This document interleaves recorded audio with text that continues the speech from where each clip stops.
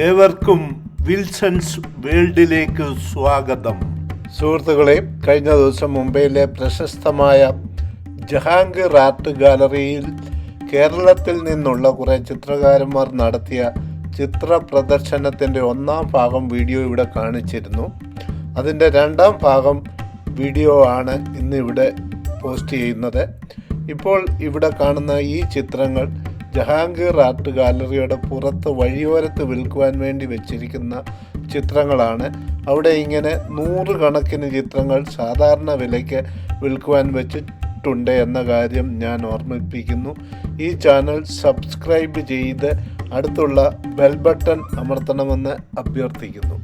കഴിഞ്ഞ ദിവസം നമ്മൾ ഇവിടെ പ്രദർശനത്തിന് വെച്ചിരിക്കുന്ന ചിത്രങ്ങളും അത് വരച്ച ചിത്രകാരന്മാരെയും ആണ് പരിചയപ്പെട്ടുകൊണ്ടിരുന്നത്.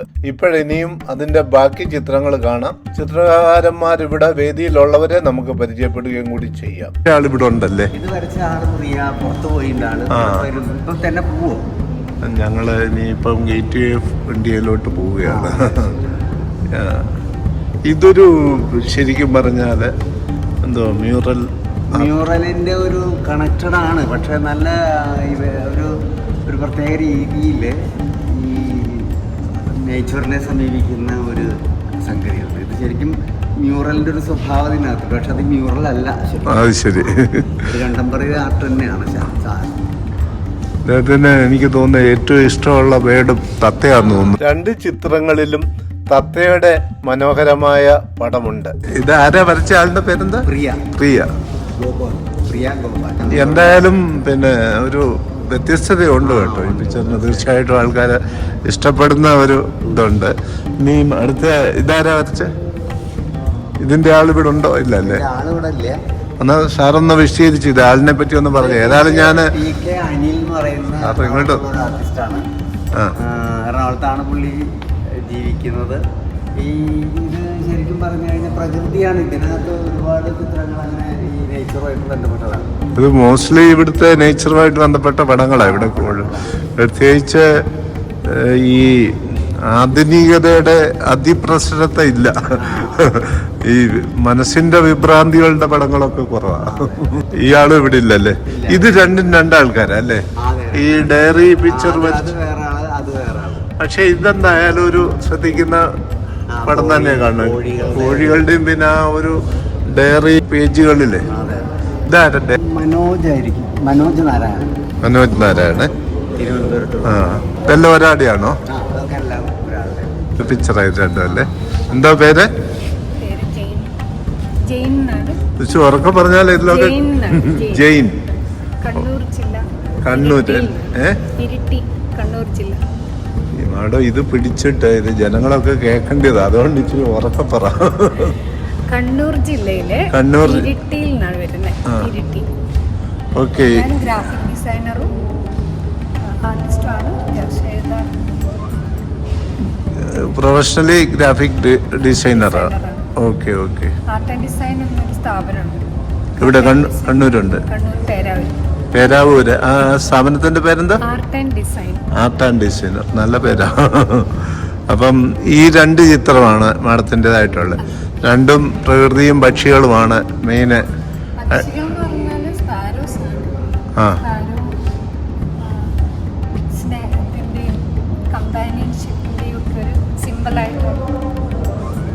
നല്ല പടങ്ങളാണ് കേട്ടോ.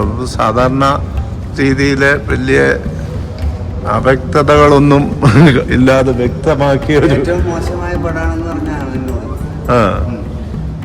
നന്നായിരിക്കുന്നു. ഒരു ഗുഡ് ലക്കിന്റെ ഒരു സിംബലാണ് സ്പാരോ. വീട്ടിലൊക്കെ വെക്കുമ്പോൾ ഒരു പോസിറ്റീവ് എനർജി തരുന്ന ഒരു പക്ഷിയാണ്. ഇത് നന്നായിരിക്കുന്നു. മീൻസ് ഒരു ഒറ്റ നോട്ടത്തിലും നമ്മൾ ഈ വലിയ അങ്ങ് നമുക്ക് പിക്കാസോ ലെവലിലൊക്കെയുള്ള ഗ്രഹിക്കാൻ ബുദ്ധിമുട്ടുള്ള പടങ്ങളെ അപേക്ഷിച്ച് നോക്കുമ്പോൾ പെട്ടെന്ന് സാധാരണക്കാരനൊരു ഇംപ്രസീവ് ചിത്രം തന്നെയാണ്. ഒരു പിക്ചറിന് എത്ര അതിന്റെ വിലയൊക്കെ? 2.5 ലക്ഷം രൂപയാണ്. KP തോമസ് എന്ന് പറയുന്ന ഒരു പെയിന്ററാണ്. പുള്ളി ഒരു ഈ വയനാട് കുടിയേറ്റത്തിന്റെ ഭാഗമായിട്ടോ കുടുംബമൊക്കെ വയനാട്ടിൽ വന്ന് അങ്ങനെ വയനാട്ടിൽ ജനിച്ചു വളർന്ന ഒരാളാണ്. ഓക്കെ. അപ്പം പുള്ളി ആ ഒരു വയനാടൻ ജീവിതമാണ് പുള്ളിയുടെ മിക്കവാറും. പുള്ളി നല്ല ജോലിയൊക്കെ ഉണ്ടായിരുന്നതാണ്, ബാങ്കിൽ ജോലിയൊക്കെ ഉണ്ടായിരുന്ന ആളാണ്. പക്ഷെ ഇപ്പോൾ റിട്ടയർ ചെയ്തു. ഈ വയനാടൻ ജീവിതമാണ് പുള്ളി പൊതുവെ ചിത്രങ്ങളിൽ കാണിക്കാറുള്ളത്. ഇതും അദ്ദേഹത്തിന്റെ തന്നെയല്ലേ? അതിൻ്റെ അപ്പുറത്തുള്ള തൊട്ടടുത്തുള്ള ഇതും അദ്ദേഹത്തിന്റെ. ഓക്കെ, നന്നായിരിക്കുന്നു. ഇത് എറണാകുളത്തുള്ളൊരു ചിത്രകാരനാണ് സനിൽ ആന്റണി. സനിൽ ആന്റണി. കുറച്ചൊരു അബ്സ്ട്രാക്ഷനൊക്കെ രീതിയിൽ, ആ അബ്സ്ട്രാക്ഷൻ്റെ രീതിയിൽ കുറച്ചുകൂടെ ഒരു ഡൾ കളേഴ്സ് ഉപയോഗിച്ച് വരയ്ക്കുന്നതാണ്. ഓക്കെ, ഇതാദ്യ ഇത് പിന്നെ സുമ, പിന്നെ കണ്ണൂരിലുള്ള ഒരു ആർട്ടിസ്റ്റാണ് സുമ. ആളിവിടെ ഇപ്പം ഇല്ല. അവർ വന്നിട്ടില്ല. അത് രണ്ടും അവരുടെയാണ്.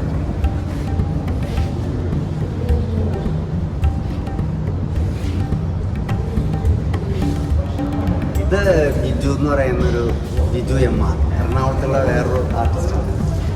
ഓക്കെ,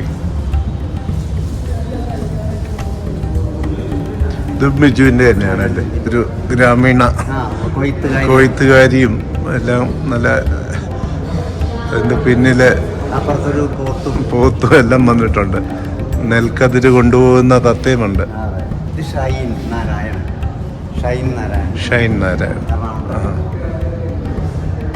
ഇത് ഷൈൻ നാരായണന്റെ ചിത്രമാണ്. പ്രതീകാത്മകമായിട്ടുള്ള വർക്കുകളാണ്. അപ്പം നന്ദി സാർ. ഞാൻ ഗായത്രി എന്നുള്ള പേരിലൊരു ആർട്ടിക്കിൾ പലവട്ടം വായിച്ചിട്ടുണ്ട്. ഞാൻ ഇതുവരെ ധരിച്ചിരുന്ന ഒരു സ്ത്രീയാണ് ഗായത്രി എന്ന് പറയുന്നത്.